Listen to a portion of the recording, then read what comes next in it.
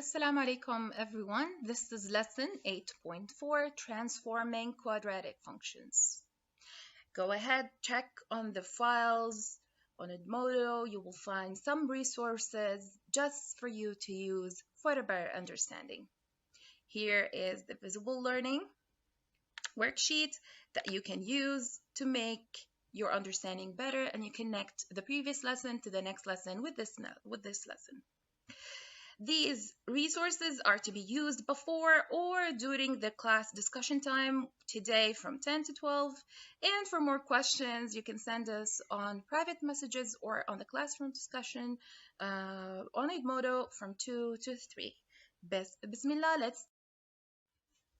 I want you to download the VL reflection sheet. As we said, this will give you a better understanding for the lesson. Learning intentions.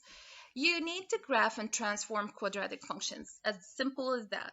What are the success criteria? What are the steps or the phases we have to go through to get to our goal? Is you can relate quadratic functions to the parent functions y equals x squared. This is called the parent function. Parent function means the simplest and the basic form of that family of functions. The second one, explain it. You can compare between two quadratic functions when a is different. What's the a? It's the coefficient of x squared. Remember that. Connected is I can compare between two quadratic functions when a and c are different. Forgive me for this mistake, are different. Teach it. You can solve real life application related to the topic. Bismillah, let's start. A quadratic parent function is f of x equals x squared. Then all quadratic functions contain that x squared in some point of this graph.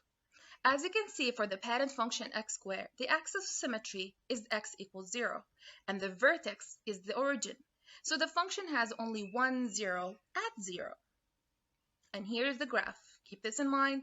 This is the simplest form of a quadratic equation, and that's why it's called the parent. Let's have some reflections and to compare the coefficients of the following functions.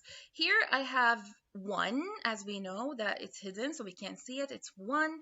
And here I have 1 over 2. Here we have negative 3. So what will happen for all of these 3? We need to graph them together on the same graph to see and compare.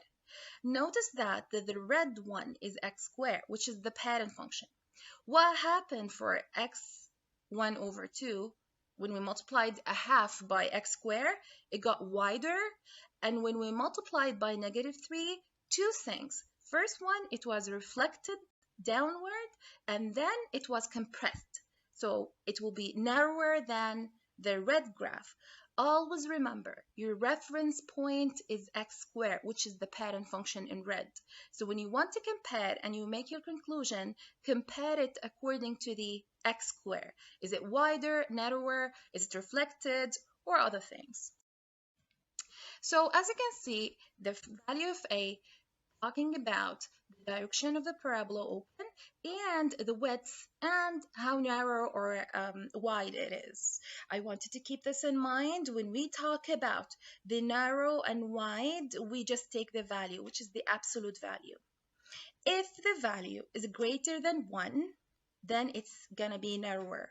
If the value is less than 1, it's going to be wider.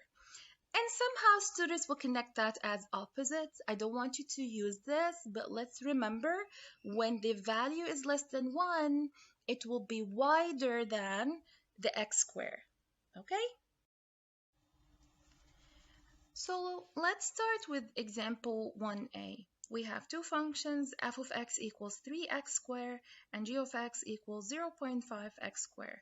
I just need you to notice the a. The a value is 3 and 0.5.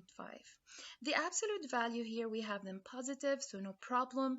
Just keep in mind that the function with the narrowest graph has the greatest absolute value, f of a.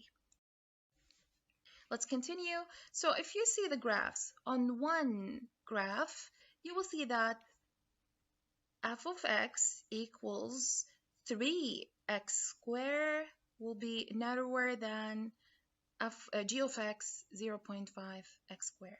A helpful hint here, is when you compare graphs, it is helpful to draw them on the same coordinate plane. And this, as you can see, is,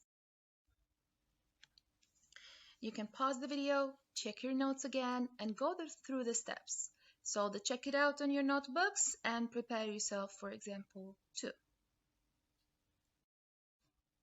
For example 2, we need just to compare the coefficients of the following functions, as we have c different.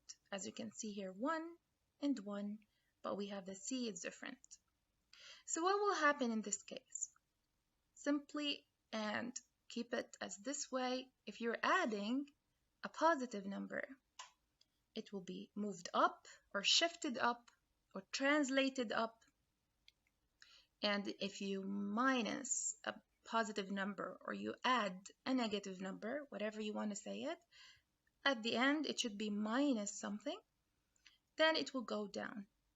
Remember, your reference point or your reference graph is the x squared in red. The value of c is the one that will make the difference. If c is greater than 0, translate it up. If c is less than 0, translated. Compare the graphs. We have several graphs. We need to compare it with a parent function. As you can see here, I'm going to have 2 plane grids. If you compare with x squared, first, you notice that there's addition with 3, so it will be shifted up. But second, you have negative 1 over 4. Negative 1 over 4 is, as we said before, these are 2 things. The negative means it's looking downward, and the 1 over 4 means it's wider. Remember, when the value is less than 1, it's going to be wider. So what do I have here? Let's start one by one. It's reflected down. It's the function itself, the parent function. Reflected down, wider, shifted up 3 steps. Okay? So what's the axis of symmetry? As you can see, the axis of symmetry gonna be the same. It's just the 3 units up, and as we said, there will be reflection. Can you write in the comments why the axis of symmetry did not change? Think about that. Pause the video, check your notes again, and go through the steps, solve, check it out on your notebooks. Prepare yourself for example 3. Before we talk about example 3, I want you to keep this in mind. This function approximates the height h in feet above the ground of a falling object after t seconds. Okay? Assume that the air resistance, wind, and other real-world factors are not taken in account. So this is the function, to keep it simple and apply a few things on that. Let's start with example 3, which is applications.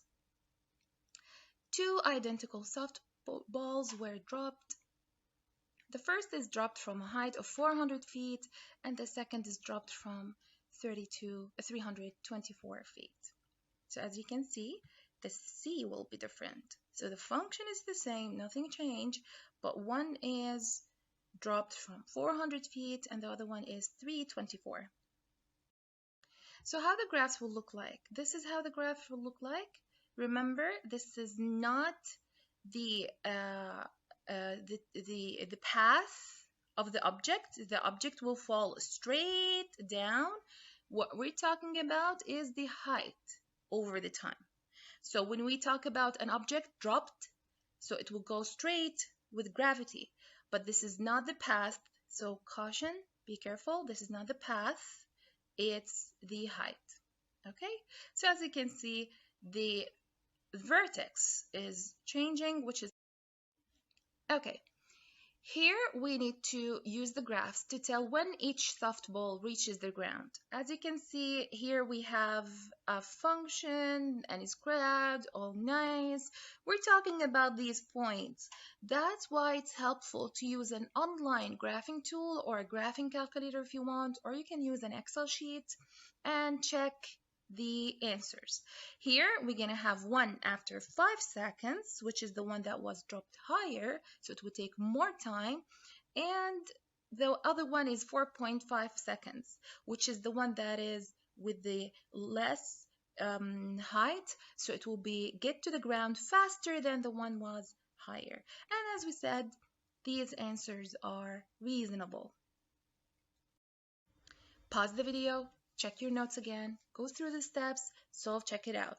You have a lesson quiz in the resources just to check and to test your understanding. See you next time, inshallah. Have a great day.